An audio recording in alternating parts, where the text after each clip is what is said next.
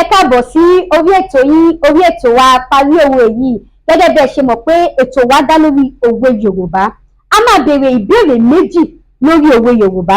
Tá bá rí ẹnikẹ́ni tó dáhùn ìbéèrè mi dáadáa, ó ní àǹfààní ẹ̀bùn ẹgbẹ̀rún 5 ìyẹn 5,000 naira.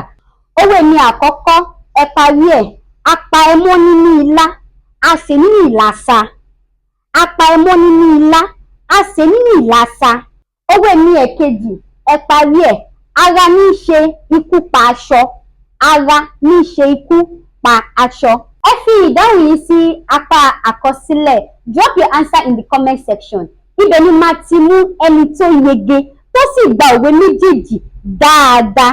Ẹni yẹn ló ní àǹfààní sí ẹgbẹ̀rún 5 ìyẹn 5,000.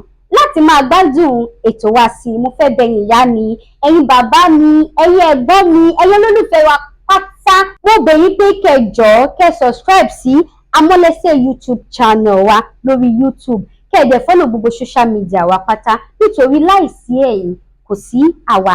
Lẹ́ẹ̀kan sí orúkọ tèmi ni Omidan Olúwanífẹ̀mí Bọ́lájí tí a mọ̀ sí Amọ́lẹ́sẹ̀. Ẹ jẹ́ ká gbé àṣà wa lárugẹ. Remember, our culture is our heritage. Thank you.